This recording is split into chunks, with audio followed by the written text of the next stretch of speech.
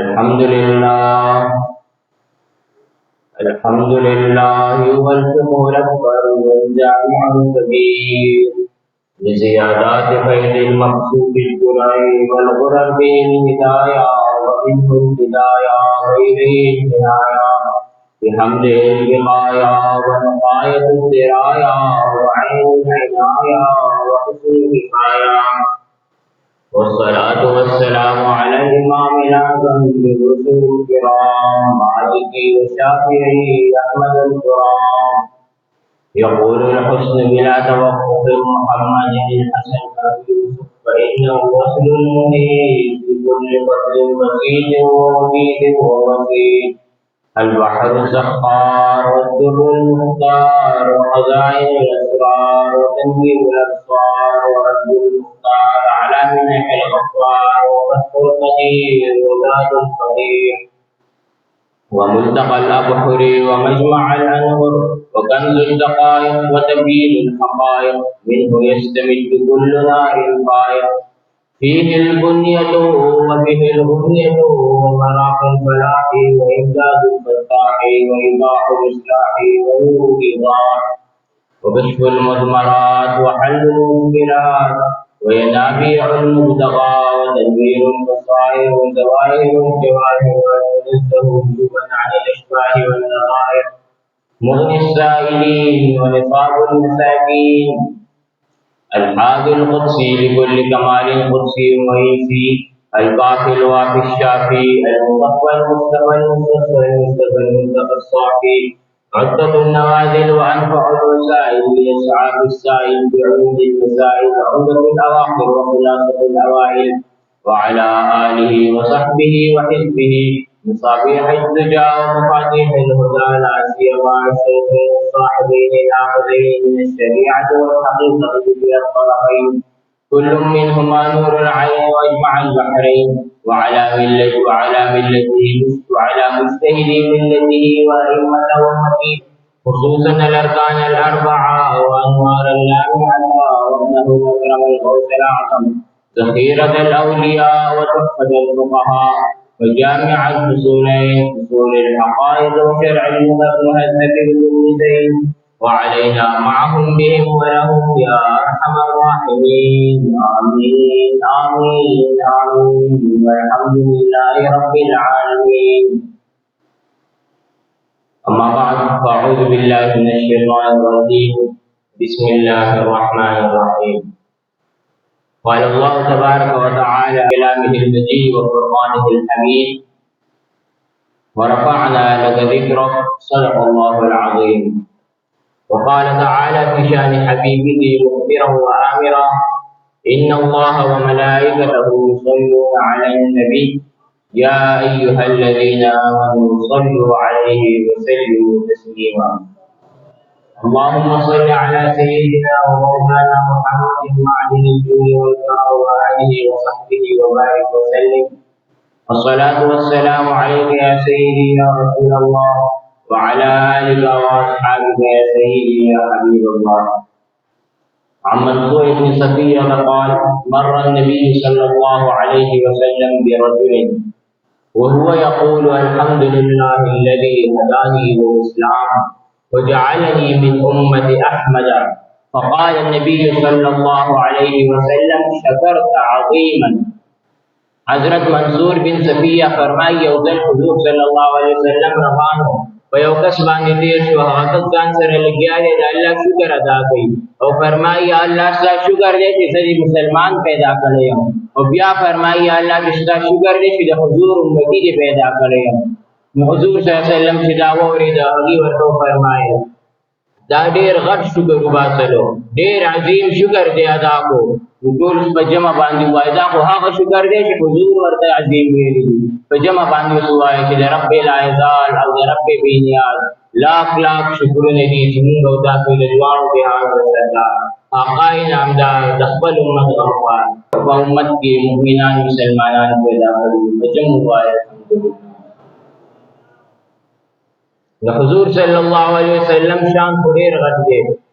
چې د کم یو دربار می څومره غټ دربار می د هغې خپل خپل آداب وي د حضور دومره غټ در دی د هغې آداب چې هغه بیا الله جل جلاله قرآن مجید کې بیانوي. الله قرآن مجید کې فرمایي یا ایها الذین آمنوا استجیبوا لله وللرسول اذا دعاکم لما یحییکم. فرمای اے مؤمنانو چې کلم درته الله او د هغه رسول आवाज وکړي تاسو به خپل کارونه پرېږدئ. چې کلم درته الله او د هغه رسول आवाज وکړي د هغې ته به حاضرېږئ. یو صحابي مونځ کولو حضور صلی الله علیه وسلم ورله ورغلو هغه ته یې आवाज وکړو نو هغه مونځ کولو هغه ټایم کې هغه لږ صبر وکړو چې مونځ یې کله ختم کړو بیا حضور له ورغلو نو حضور یې تپوس کوي چې ته څه شي زمانه کې چې ماله رانغې ماله دې جواب رانغو. هغه ورته وایي چې یا رسول الله ما مونځ کولو نو حضور ورته فرمایي ولې تا اورېدلي نه دي چې الله فرمایي یا ایها الذین آمنوا استجیبوا لله وللرسول اذا دعاکم لما یحییکم. فرمایي ولې تا اورېدلي نه دي چې کله درته د الله او د هغه رسول آواز وکړي نو خپل کارونه به پرېږدې او هغې له به ورځې. چې حضور آواز وکړي او ته مونځ کې نو مونځ به هغه ځای کې پرېږدې حضور له به جواب ورکړې حضور کار وکړې هغې باندې مونځ نه ماتېږي ولې چې دا حضور درته آواز کړی دی. او بیا د حضور د در آداب دومره پورې الله ښودلي دي الله دومره پورې ښودلي دي چې هغه دربار کې به خبرې څنګه کوي. الله جل جلاله قرآن مجید کې ارشاد فرمایي یا ایها الذین آمنوا لا ترفعوا اصواتکم فوق صوت النبي ولا تجهروا بالقول كجهر بعضكم لبعض ان تحبط اعمالكم وانتم لا تعلمون. الله جل جلاله فرمایي د حضور مخې ته به په تیز اواز باندې خبرې هم نه کوې په چغو باندې به او په تیز اواز باندې به خبرې هم نه کوې. که هغه شانتې مو کوو تاسو ته به پته مو نه لګي ستاسو ټول اعمال به ضایع شي. د حضور د در آداب دا دي چې الله یې بیانوي چې خبرې به هم تیزې نه کوې دا د حضور شان دی. او بیا حضور صلی الله علیه وسلم خپل شان مبارک په خپله باندې څنګه بیانوي. فرمایي أنا أول الناس خروجا إذا بعثوا وأنا قائدهم إذا وفدوا وأنا خطيبهم إذا أنصتوا وأنا مستشفعهم إذا حبسوا وأنا مبشرهم إذا يئسوا. الكرامة والمفاتيح يومئذ بيدي ولواء الحمد يومئذ بيدي وأنا أكرم ولد آدم على ربي يطوف علي ألف خادم كأنهم بيض مكنون أو لؤلؤ منثور. حضور صلی الله علیه وسلم فرمای په قیامت پر ورځ به چې کله دا ټول خلک به راپاسي نو ټولو نه اول به الله جل جلاله ما راپاسي ټولو نه اول به زه راپاسم. او بیا فرمای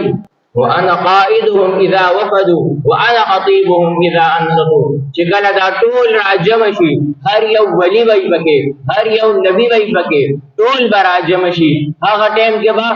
چې سردار خبره راشي هغه به حضور فرمایي زه به سردار یم او ټول بچکی د دې خطیب بم زه یم د دې طرف نه به خبرې زه کوم. دا د حضور شان دی. الله جل جلاله به په هغه ورځ باندې د حضور شان ټول باندې ظاهره کړي. دا د حضور شان دی. ټول خلق به موجود وي پورا کائنات به موجود وي او چې سرداري هغه به حضور وي او چې خطیبي هغه به حضور وي. بیا حضور مخکې فرمایي وانا مستشفعهم اذا حبسوا وانا مبشرهم اذا یئسوا. فرمایي په هغه ورځ به د ټولو شفاعت هم زه کوم ټولو ته به خوشخبري هم زه اورم. دا هغه شفاعت دی چې حضور صلی الله علیه وسلم فرمایي چې قیامت پر ورځ به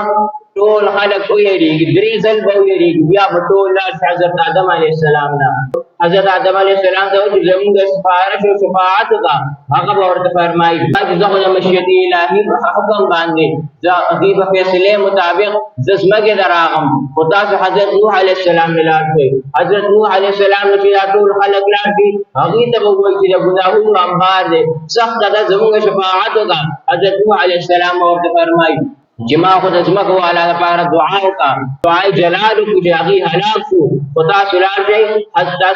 حضرت ابراهیم خلیل الله له حضرت بیا به ټول خلک لاړ شي ابراهیم علیه السلام له هغې به ورته وفرمایي چې ما خو 3 ځل داسې خبره کړې چې خلاف واقع شوې وه. دې ځای کې حضور صلی الله علیه وسلم فرمایي چې هغې کې یو خبره هم خلاف واقع نه وه ځکه هغې باندې د الله د دین اراده کړې وه چې هغه خلکو ته ظاهره کړي. بیا فرمایي چې حضرت ابراهیم علیه السلام به ورته ووایي چې تاسو ټول لاړ شئ حضرت موسی علیه السلام له حضرت موسی علیه السلام له لاړ شي هغه ته به ووایي چې زموږ شفاعت وکړه. حضرت موسی علیه السلام به ورته فرمایي چې ما خو یو جان قتل کړی دی خدا سلام حضرت عیسی علیه السلام له هغه وایي حضرت عیسی علیه السلام چې ټول لاړ شي حضرت عیسی علیه السلام ته وایي چې زموږ شفاعت ته هغه ورته وایي چې دا خلکو ما نه معبود جوړ کړو زما عبادتونه به کول خدا سلام شي حضرت محمد مصطفی احمد مصطفی له حضور فرمایي چې دا ټول خلق و بیا مال راشي ما ته به وایي چې زما شفاعت وکړي فرمایي زه به هغې سره روان شم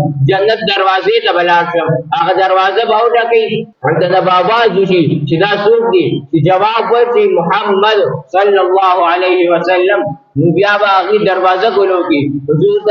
حضور صلی الله علیه وسلم فرمایي دغه ټیم کې به زه الله ته سر په سجده شم د خپل ګناهګار امت دپاره به الله ته سر په سجده شم او بیا به ما ته ویلي چې خپل سر اوچت کړه وغواړه څه غواړې چې څه غواړې هغه به درته میلاویږي سل تعطا واشفع تشفع چې چا له شفاعت کې ستا شفاعت به قبلېږي چې څه وی هغه به اورېدلې کېږي بیا حضور فرمایي دا هغه مقام محمود دی چې الله جل جلاله فرمایي قرآن مجید کې عسى ان يبعثك ربك مقاما محمودا الله فرمایي اے حبیبه زه به ډېر زر تا هغه ځای کې ودروم چې بیا به هر یو کس ستا تعریفونه کوي حضور فرمایي دا هغه مقام محمود دی چې قیامت پر ورځ به ټول خلق د حضور محتاج وي ټول خلق به د حضور تعریفونه کوي دا د حضور شان دی چې په خپله یې بیانوي فرمایي وانا مستشفعهم اذا حبسوا وي زه به یې شفاعت کوم چې کله بل څوک هم نه وي بل څوک به یې شفاعت کولو والا نه هغه ټایم کې زه شفاعت کوم اعلی حضرت څه فرمایي د حضور صلی الله علیه وسلم د شفاعت ذوق داسې دی د حضور صلی الله علیه وسلم د شفاعت مزه داسې ده چې هغه خلک چې چا نیکۍ ډېري هغې به ګناهګارو له ورځي ورته وایي چې مونږ الله وبخلو په خپل کرم باندې وبخلو زمونږ د ګناهونه کم خو ستاسو له اوس راځي حضور به درله شفاعت کوي تاسو خپل ګناهونه زمونږ نیکۍ سره بدل کړئ چې مونږ له حضور شفاعت وکړي هغه نیکان خلک هغه پرهیزګاران خلک چې د چا نیکۍ ډېري هغې به ګناهونه بدلوي نیکو سره چې د حضور شفاعت ورته نصیب شي دا اعلی حضرت دا څنګه بیانوي فرمایي کیا ذوق افزا شفاعت ہے تمہاری واہ واہ قرض لیتی ہے گناہ پرہیزگاری واہ واہ او بیا اعلی حضرت فرمایي چې کله حضور شفاعت کوي د خپل امت لپاره سر په سجده نو په هغه پل باندې چې د ویښته نه زیات نری دی په هغه پل باندې د دورې چاړې نه زیات تیره او تیز دی هغې باندې به بیا د حضور عاشقان څنګه تېرېږي فرمائی پائے کوبا پل سے گزریں گے تیری آواز پر رب سلم کی صدا پر وجد لاتے جائیں گے فرمائی خیب لخبیبا هغه ټول باندې داسې روان یو حالت بمدای چې د حضور صلی الله علیه وسلم د خولې مبارکې نه به رب سلم صدای راځي او هغه وخت کې به د حضور عاشقان وجد کوي او هغه ټول باندې به تېرېږي دا د حضور صلی الله علیه وسلم شان دی حضور فرمایي زه به شفاعت کوم د خپل ګناهګار امتي د غدار نه دا خو ګناهګار نه شو که نه چې د اسلامي ملک بادشاهي د اسلامي ملک بادشاهي او چې چېرته د حضور صلی الله علیه وسلم دشمنان د هغې مرګرتیا به کوي د حضور د ګستاخانو مرګرتیا به کوي د اسلامي ملک بادشاہ به څنګه حضرت ابوبکر صدیق اصدق الصادقین سید المتقین چشم گوش وزارت پہ لاکھوں سلام سایہ مصطفیٰ مایہ اصطفیٰ عز و ناز خلافت پہ لاکھوں سلام یعنی اس افضل الخلق بعد الرسل ثانی اثنین ہجرت پہ لاکھوں سلام حضرت ابوبکر صدیق هغې مبارک سے فرمائی چې مسلمان بادشاہ به څنګه هغې مبارک چې کله خلیفه شو بنے خطبہ دعویٰ فرمائی ایہا الناس فإنی قد ولیت علیکم ولست بغیرکم فإن احسنت فاعینونی وإن اسأت فقومونی الصدق امانة والکذب خیانة والضعیف فیکم قوی عندی حتی ارجع الیہ حقه ان شاء اللہ تعالی والقوي فيكم ضعيف عندي حتى أخذ الحق منه إن شاء الله تعالى لا يدع قوم الجهاد في سبيل الله حتى قتلهم الله بالذل ولا تشيع الفاحشة في القوم إلا عمهم الله بالبلاء أطيعوني ما أطعت الله ورسوله وإذا عصيت الله ورسوله فلا طاعة لي عليكم قوموا إلى صلاتكم يرحمكم الله اول خبر اذا قال مسلمان بادشاہ جوړ شي فرمایي ايها الناس فاني قد وليت عليكم ولست بغيركم. هغه مبارک چې کله خلیفہ جوړ شو هغه ویل چې زه خپل خوخه باندې زه بادشاہ نه يم جوړ شوی، خلیفہ نه يم جوړ شوی، زه جوړ کړی شوی یم. نور باندې خبره ده چې څوک د مسلمانانو بادشاہي هغه به د کرسۍ لالچ نه وي، د کرسۍ دپاره به خلک نه کوي، نه د کرسۍ دپاره به ملک په بله نه وي راوړی. مسلمانانو بادشاہ چې هغه به د کرسۍ لالچ نه وي، هغه به د حضور د دین دپاره لګیا وي. بیا مخکې فرمایي فإن أحسنت فأعينوني وإن أسأت فقوموني. فرمایي که چېرې زه صحیح کار کوم نو زما تابع به یې، زما حکم به منې، زما خبره به منې، او که چېرته زه صحیح نه یم، چېرته په بلې لار راشي نو بیا به ما رانیسې. داسې نه چې د مسلمانان چې بادشاه شي نو بیا هغه څه کوي هغه ټیږدي، نه چې کله هغه صحیح یې بیا به یې تابع یې، او چې کله صحیح نه بیا به هغې رانیسې، بیا به یې واپس صحیح لار ته ته راولې. بیا مخکې فرمایي الصدق امانت والکذب خیانت. فرمای رښتیا ویل دا امانت دی او دروغ ویل خیانت دی. خیانت به نه کوي. د مسلمانانو بادشاه چې هغه به دروغجن هم نه وي، هغه به رښتیا وایي. والضعيف فيكم قوي عندي حتى ارجع اليه حقه ان شاء الله تعالى. واذا تستاذ بالنسبه لكم کمزوري کسي هغه زما نسبانه طاقتور دی، هغه پورې دی هغه حق هغه د ملوشي. او چې کوم تاسو کې قوي والقوي فيكم ضعيف عندي، چې کله کوم تاسو کې قوي طاقتوري خو د بل چا حق هغه شي نو هغه زما د پاره کمزوري دی، دې پورې چې هغه نه د مسلم حق واغستل شي، مظلوم له ورکړي، ظالم نه به د مظلوم حق اخیستل کېږي، مظلوم له ورکول کېږي. دا وایي اسلامي بادشاه. بیا فرمایي لا يدع قوم الجهاد في سبيل الله الا خذلهم الله بالذل. فرمایي یو قوم هغې پورې جهاد نه پرېږدي چې الله جل جلاله به تر څو پورې خپل نعمتونه نه یې اخوا کړي. او بیا فرمایي ولا تشيع الفاحشة في القوم الا عمهم الله بالبلاء. فرمایي یو قوم باندې هغه پورې یو بلا نه راځي تر څو پورې هغې فحاشي نه عامه شوې. اطيعوني ما اطعت الله ورسوله فاذا عصيت الله ورسوله فلا طاعة لي عليكم. فرمایي زما اطاعت وکړئ چې زه د الله او د هغه رسول اطاعت کوم، خو که کله ما د الله اطاعت پرېښود نو بیا زما اطاعت تاسو باندې فرض نه دی. فرمایي زما اطاعت به هغې پورې کوئ چې تر څو پورې د الله او د هغه رسول د دین په لاره باندې یم،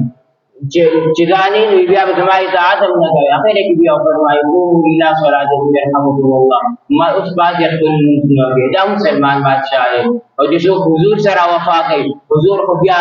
چې څوک حضور سره وفا کوي هغې حضور خو ورله بیا به بدلې دواړو جهانو باندې ورکوي. حضرت سعد ابي وقاص د احد په موقع باندې چې حضور سره کله وفا کوي د حضور په دشمنانو باندې 1000 غشي وري. حضور صلی الله علیه وسلم ورته فرمایي چې اگر کوم ځای کې ټول دنیا د حضور باندې خپل مور او پلار قرباني، چې حضرت سعد حضور سره وفا وکړه نو بیا ورته حضور فرمایي ارمی یا سعد فداک ابي و امي. فرمایي سعد ته رښتل کوه زما مور او پلار دې در باندې قرباني. هغه رسول ورته وایي، هغه نبي ورته وایي چې د چا د خدمت لپاره الله جل جلاله جن او بشر جوړ کړي دي. هغه رسول ورته فرمایي چې چا شان دا دی چې الله جل جلاله فرمایي چې زما حبیب الله به زه په هغه ځای کې ودروم چې کوم ځای کې به ټول ستا تعریفونه کوي. حضور صلی الله علیه وسلم ورته فرمایي چې د چا دپاره ځمکې او اسمان جوړ شوي دي. وجه تخلیق کائنات ورته فرمایي وہ جو نہ تھے تو کچھ نہ تھا، وہ جو نہ ہو تو کچھ نہ ہو، جان ہے وہ جہان کی، جان ہے تو جہان ہے. حضور ورته فرمایي سات زما سره وفا کوه، زما دشمنانو باندې نه، زما مور او پلار دې باندې قرباني. الله جل جلاله دا دعا کوي او حضور صلی الله علیه وسلم سره حقیقي ټول توفیق را نصیب کړي. وما علینا الا البلاغ.